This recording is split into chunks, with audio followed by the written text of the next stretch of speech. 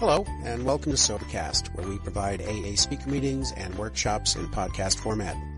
We're an ad-free podcast, and if you enjoy listening, please help us be self-supporting by visiting Sobercast.com, look for the donate link, and drop $1 or $2 into our virtual basket. We hope you enjoy the podcast. Have a great day.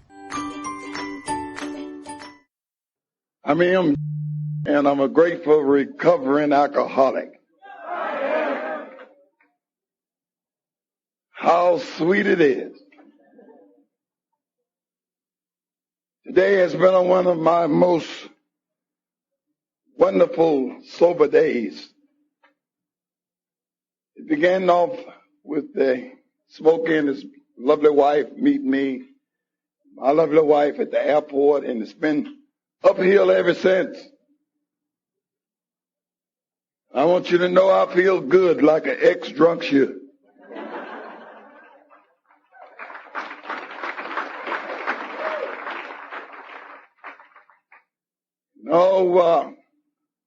This is my third time that I've been out this way, and I'm grateful. I love Omaha. I love this brand of AA you all have. And to be invited back for the third time, I know that God's working through me. I must be doing something right. Didn't come out here this time to check on my Mutual of Omaha policy. I came out here to get me some fuzzy wuzzies and some hugs.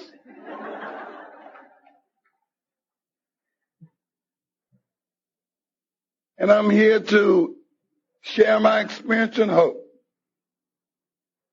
with people that I love dearly. I'm so glad to see Reggie, a dude I met some 8 years ago. Only dude I know in this fellowship that's sick and I was. Love you. See many people, many faces here that I met here are in Lincoln. And I'm grateful. You know that lovely Ellen out of mine, in other words, she has let all of you all know I qualify to be here. So I'm not going to spend a whole lot of time on no drunk alcoholic because there's nobody out there need to know how to drink. Because I'm looking at some pros. Old Smokey today, I'm convinced that he's a pro. So he don't need old M to talk about drinking. But you know, when I came through those doors, some 19 and a half years ago, I was a sick dude. And the longer that I stay sober, the more I realize how sick I really was. I wasn't only a chronic alcoholic, ended up with this dread and terrible disease of alcoholism. I had another disease that I like to describe as a disease I personally call po-o-me-ism. I think some of you all know what I'm talking about. I know one thing that kept me drunk for many, many years. Po-o-m. My wife told you on many occasions I had holidays and I didn't need much excuse to drink. If you wanted a reason to drink, I could give it to you. Po-o-me-ism. Let me give you two quickies of two of my favorite po-o-me-isms. One of my favorites was the fact that I was born a little bastard child. Some 68 years down in North Carolina, being born a bastard child, I thought it was one of the most terriblest things that could happen to a guy. My mother had 10 children. I was the baby. And then none of us look alike. Oh yes, go ahead and laugh. I can laugh with you. But I'll tell you, some 6 to 8 years ago, you wouldn't have laughed. Fabulous 12 steps. that you all have given me to guide my life. You know, I think about the war in the Persian Gulf. I don't sweat it. I'm not worried. But I'm so glad, and I hope they don't have no M over there. Because the little stint I did in World War II, being the alcoholic I was, I firmly believe if they hadn't put me out of that army in 9 months, we'd have lost that damn war. Because you see, when I found out they wasn't going to let me be General MacArthur's assistant, I got drunk at them.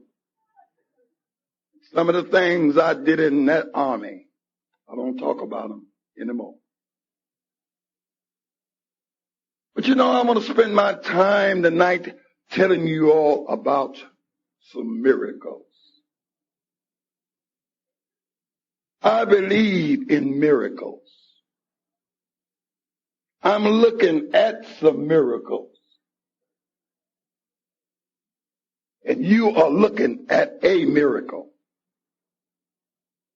I have many miracles that has happened in my life, but there's 3 miracles that stand out in my memory.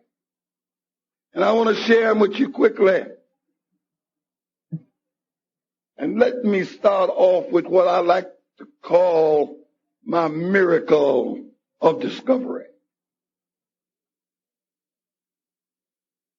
You know, at the height of my alcoholism, I had married Ann and these 4 beautiful children. And I never share with a group like this unless I let Ann know publicly that I love her for staying with me during these trying times. Sometimes Ann will look at me when we in one of our playful moods, and she said, "Em, if I had been the alcoholic, would you have stayed with me?" And my first thing I said, hell no. I'd have been in Mexico picking beans or doing something. So I let her know I love her for staying with me during this period. Because I firmly believe that every family where there's an alcoholic, somebody has to reach out for help. They're going to repeat that, Smokey. In every family where there's an alcoholic, somebody has to reach out for help.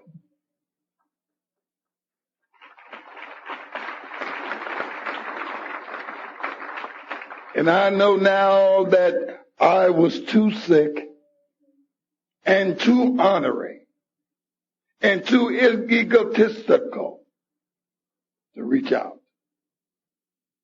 And it was this lovely lady who reached out for help. Don't want to be repetitious. She told you her story. But at the height of our alcoholism, she didn't leave me, but she reached out for help. And that's when she discovered Eleanor. I remember every Sunday evening about 3 o'clock, Ann would leave home. I could look at the big clock in the middle of town in Salem on the courthouse, and I could time her within 5 minutes. She would leave home, and she would come back about 6. And we just moved in this little new house she told you that she bought. I take no credit. I was too drunk.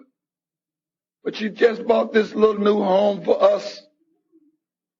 These beautiful 4 children and a beautiful dog. And she would leave, and she would leave at 3 and come back at 6. And at first, I just loved it. Because it gave me and my drunk friends 3 hours of unobstructed drinking. see a woman standing up over your shoulder when you're trying to drink on Sunday evening, telling you you ought to save your money and not spend it on liquor. You know, you ought to be spending that money on the children. See, that messes up a man's drinking. And when she went away, me and the boys could get together downstairs and we could just puke and pee. We could just do anything we wanted to do. And I tell you, I loved it. But you know, we alcoholics are jive turkeys. We con artists. But see, we don't stay drunk all the time. See, a lot of times we play drunk. On these Sunday evenings, Ann would dress up so pretty. That's during the time you gals was wearing your dresses up even with your knees. And Ann had the prettiest knees. And she would take that old amber hand, push it off to the side. And she'd put on that blue eyeshadow. And she would spray that evening in Africa or Paris or something. I don't know what the hell. But she'd get in that car and she would wink her eye at me. And off she would go. And I'm telling you, during those days, I was at the height of my alcoholism. And alcohol was the number one priority in my life. Sex meant absolutely nothing to me. I thought it was foolish. Why waste time having sex when you could be drinking? But I used to look at Ann and I said, now you got a wife 9 years younger than you. You got a wife that is beautiful enough to have any man she wants in the valley. She's smart. And you ain't doing what you're supposed to be doing at home. Tell you the truth, I got worried. I thought some dude over somewhere was having me out with my love affair. I decided to follow Ann. Got in my old truck and followed the car, and she went over to the medical foundation where I work. I turned around when I got at the gate. By this time, I was chief steward of a large union. I was supervising about 19 or 20 shop stewards. And that Monday morning, I gave them assignment, and I told them that Ann came through that gate about 5 minutes after 3, and I wanted them to follow her and find out where she went and what she did. And that was an order. And the next Monday morning, one of my better shop stewards, Tom Calfee, came to me and said, Ann indeed came through that gate. And she went over to a building, number 10. And she went in the first floor. And she went in a little door. And I said, what was behind the door, Calfee? You see, we had 2,100 psychiatric patients. But I knew they didn't stay crazy all the time. Captain said, I don't know what's behind that door, Em. I said, well, you better hurry up and find out.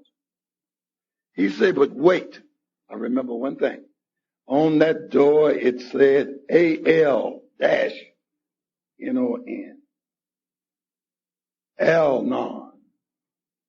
And I said, what is that? He said, I don't know. And I said, you better hurry up and find out. And it was that day that we found the chaplain, and he explained to us. And he looked right at me, and it said, it's the situation where the loved ones of alcoholics, big honorary alcoholics like you, come to learn how to cope. And I remember the most I felt that day. Here this lovely lady was spending every Sunday evening learning to live with a big honorary alcoholic like me. And started to work that literature trick on me. You guys in Al-Anon was teaching her what I call the Al-Anon tricks of the trade. And I think as I look around this room and see the young people, I think the higher power would have me enlighten you about a few of these tricks.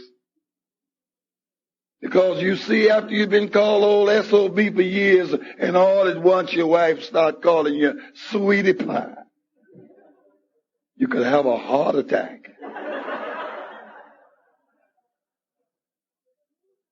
This is what Ann has started doing to me. I wondered what is happening to this woman.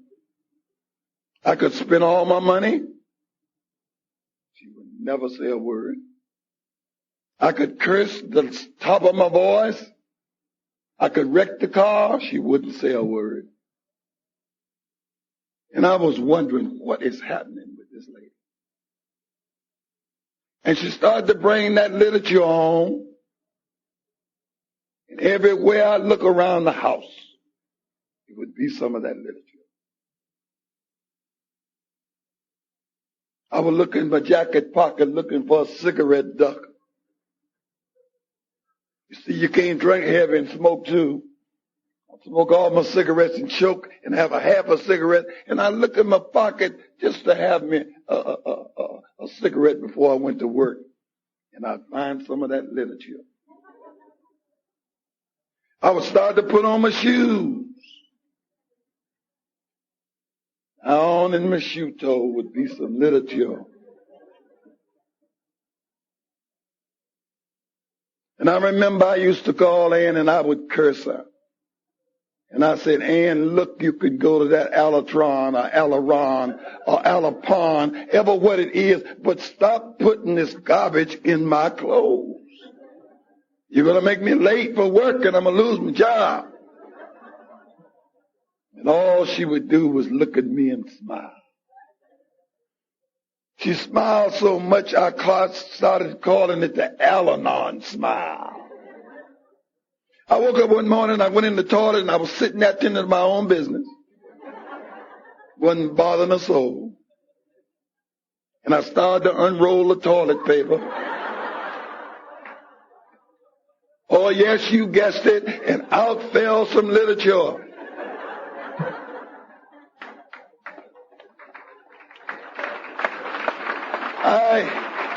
I made up my mind that morning. I said, now this gal, if she would go to this length, I'm going to read this garbage this morning. Ladies and gentlemen, it was the 20 questions.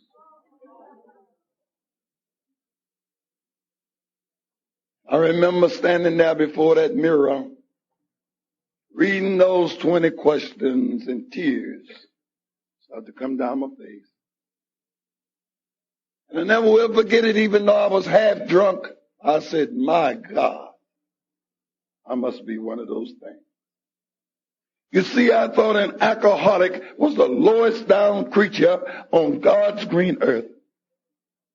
And here these 20 questions was telling old him. Alcoholic and had been one for a long time. And I remember coming out of that bathroom that morning, and Ann was standing there in the little foyer smiling.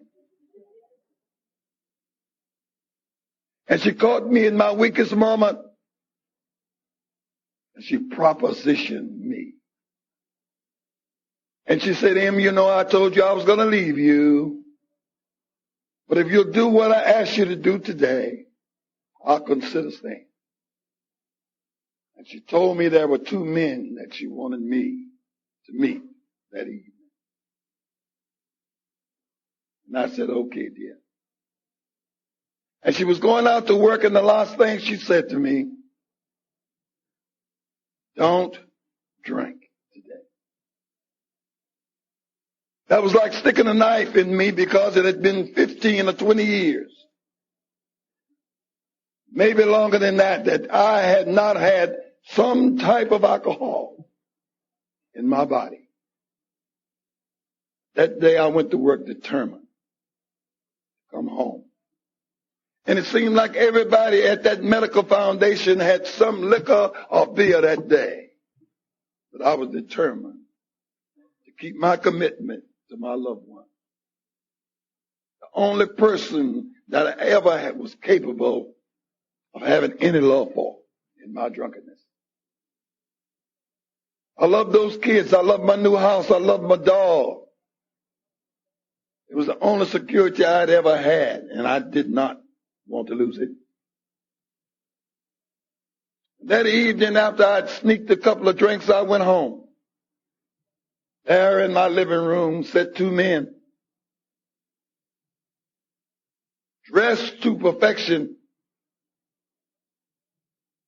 bought me $500 suits, shoes shine to perfection. A new Buick Riviera sitting in my driveway. They told me they was from AA. And I just thought that they were two of the biggest liars that I'd ever heard. They told me they too had been at the depths of alcoholism and they had gone to a program called AA that had changed their life. When they left, I told them, thank you for coming. If I ever need you, I'll call you. And I looked around and there stood Ann. She was all smiles. She knew that I'd met the people that was to change our life. It was only a couple of weeks later that I'd gone on a drunk and went into DTs. I'd called Ann up and I told her, send for those men. I surrender. You know, the other day, one of my friends, one of my people, earth people, I call them, it's not in this fabulous program, told me to go to hell. And I said, don't tell me that. I've already been. If you ever had DTs, you've been to hell too. Because that was a living hell. I remember they took me to my first AA meeting. I discovered the program and the roadmap that was to save my life. A miracle of discovery. I discovered a program through Al-Anon. I remember that night it was a dude standing up behind a rostrum, similar to this one. And he told how rotten his life had been, what he had done, and how sweet it was then. I didn't hear much that night because I was afraid. But on the way home that night, I looked over at Ann and she was all smiles. Have you ever seen Al-Anon the first night she get her drunk to a meeting? They are happy people. And she told me she loved me and how proud she was. After I got home, I started to think about this AA thing. I decided, yes, I love Ann. I don't want her to leave me. But I'm not going to let a decision of this magnitude. I'm not going to let Al-Anon or nothing, nobody else make this decision. I need to go talk to the smartest people in the Roanoke Valley. I went out to my bootleg joint. And them dudes were sitting around the table and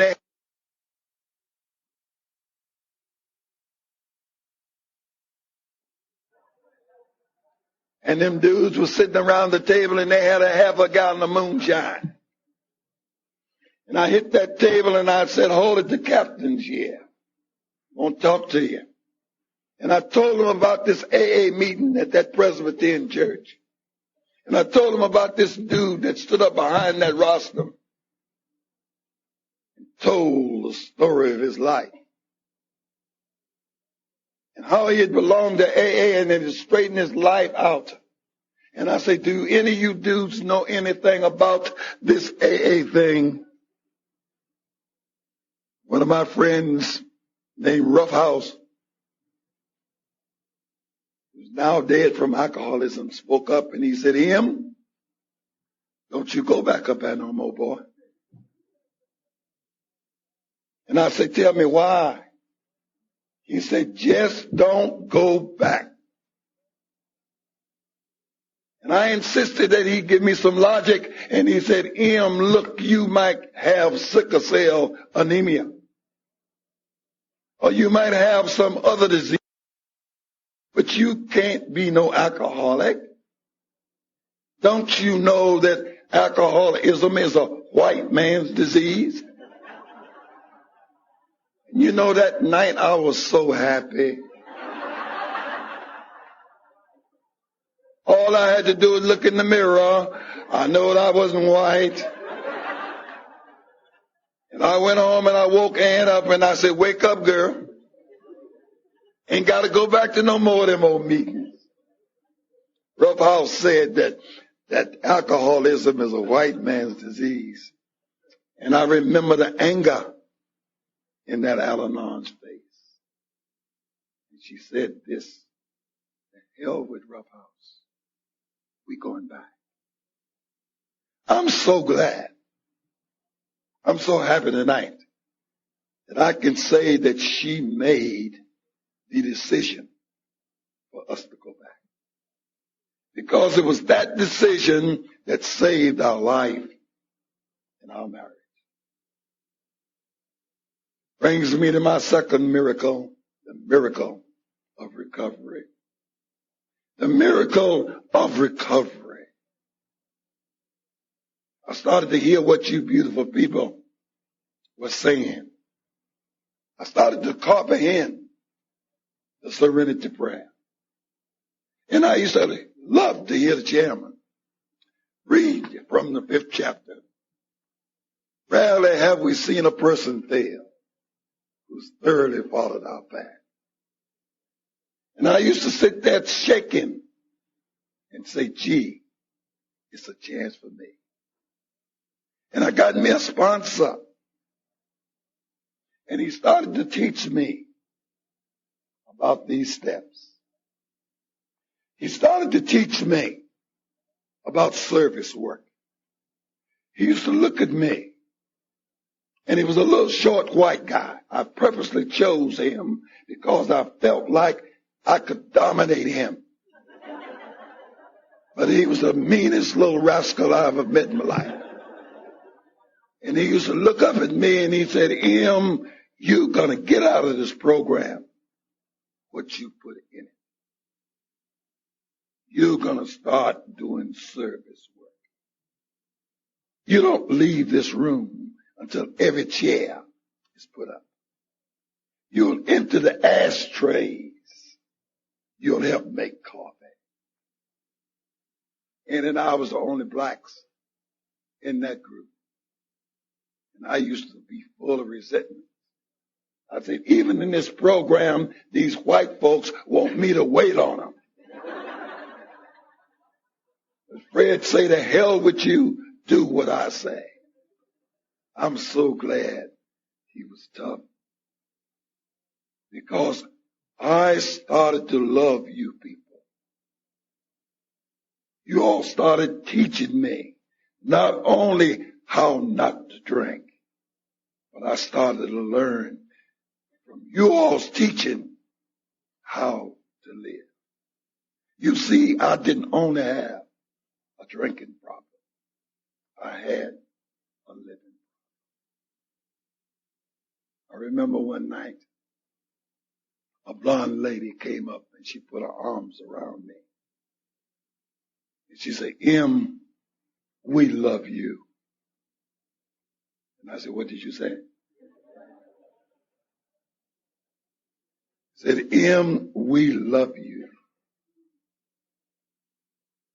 And I went to my sponsor and I told him about this lady. The only kind of love I knew then, my brain was so foggy, it was that old funny kind of love. Y'all know what I'm talking about. But my sponsor explained to me, M, that ain't what the gal is talking about. She's talking about the kind of love you're going to find in AA.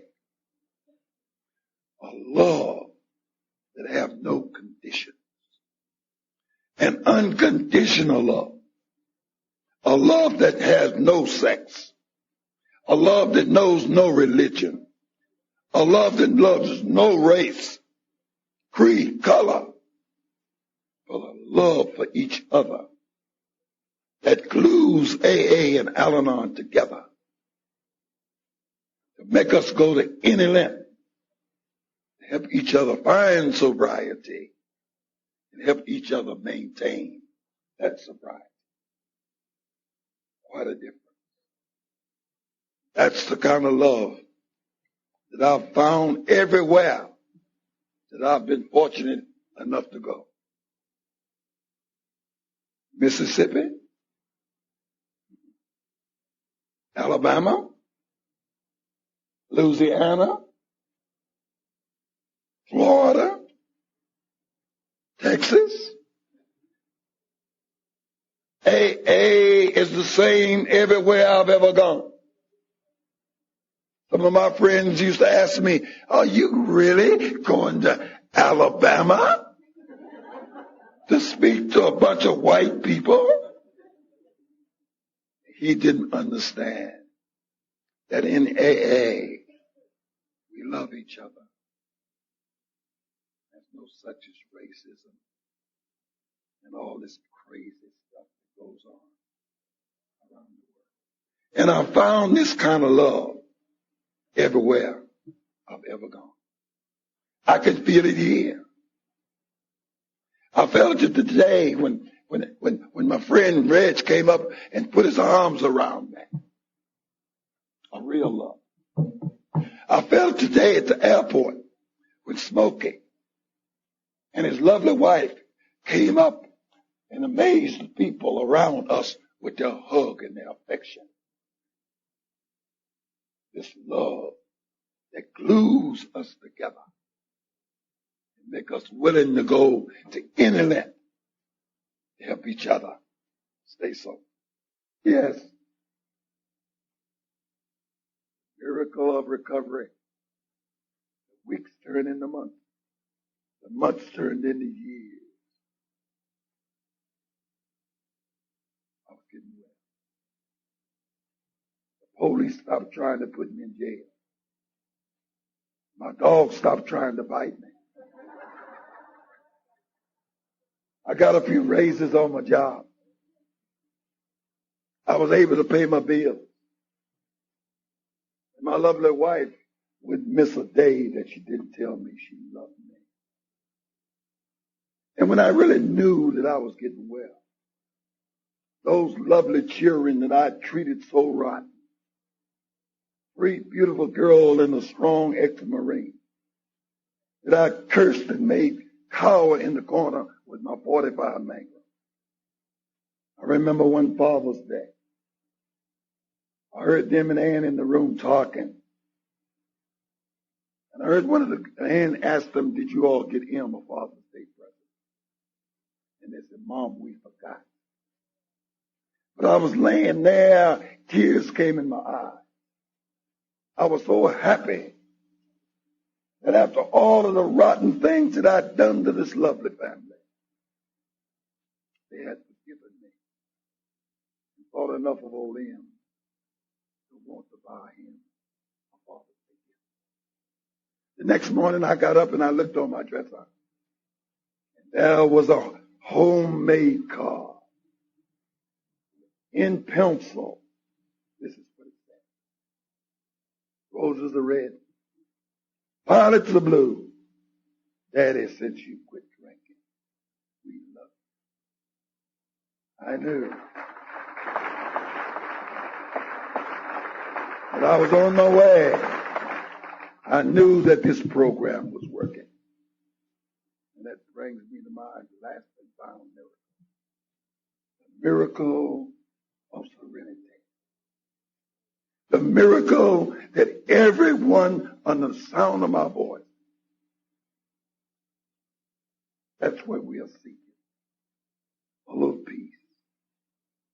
A little serenity. And I can tell you that the peace and serenity that I've found since I came into this fabulous program is way beyond my expectations. This program has put me on a spiritual high that I've never got from alcohol or other pharmacia that we take to get high. It has given me a sense of security. It has given me a sense of well-being. This morning we got up. I always get up before my wife. Because I like to take my time and shave and bathe and just mess around like most old men like. And she got up and she said, "Em, did you hear the news?" And I said, "Yes. Everything's going on okay in the government." She said, "No, did you hear the news?" She was talking about the plane crash in Los Angeles. And she said, "You know we got to take a plane today?" Maybe those Al-Anons don't have as much faith as me. But I gave her a lecture. I said, "Listen to me. God is in charge." That is what this program has given to me. The plane crash in Los Angeles had nothing to do with the plane that was coming to Omaha, Nebraska. And the same higher power that saved my life in this fabulous program, he would be with me on that airplane. And I was able to calm her down, and I think that we had one of the best trips flying that we ever had. That's the way my life goes now. Many times I go out on my patio in the morning, and maybe some of my neighbors think I'm crazy. I don't give a damn. But I yell at the top of my voice, "Come on, world. Come on, world, with your heartaches. Come on with your disappointments. Go ahead, Saddam Hussein, do your thing. Because I know it ain't nothing you can put on old M. Gilmer today that me and God can't take care of. It's in the promises that if I work this program the best of my ability, everything's going to be all right. And I believe that from my heart. You know, as I think how fortunate we are, it brings joy to me. And I say to anybody, alcoholics, Al-Anon, if this feeling haven't come to you, I just suggest that you keep coming back. One day, it will. The joy that I see when I see people come into this program, sick, disgusted, and see the miracles happen and see their life change, it brings joy to my heart. And if I do nothing else in the days I have left, I hope that I can be at that door when the poor suffering alcoholics that are still out there in the highways and hedges come into these doors seeking relief like old M did 19.5 years ago. I hope I will be there. hold out the hand of fellowship and give them what we now have. Because those people out there, I know, they would rather see a sermon than to hear one any day. They would rather have someone walk along beside them than merely show them the way. The eye is a better pupil. It's more willing than the ear. Fine counsel is always confusing, but example is always clear. I hope I can be an example as I travel around this country, that the people knew me when can say, if old M. Gilmer can do it, I can too. I believe all of us are blessed. I leave you with this. The light of God surrounds us. The love of God enfolds us. The power of God protects us. And the presence of God watches over us. Because wherever we are, God is. And all is well. I love you.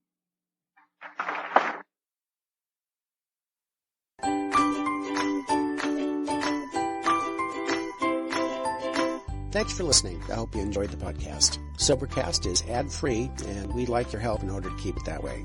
So if you'd like to help us be self-supporting by pledging $1 or $2 a month, visit Sobercast.com and look for the donate links. Thank you very much.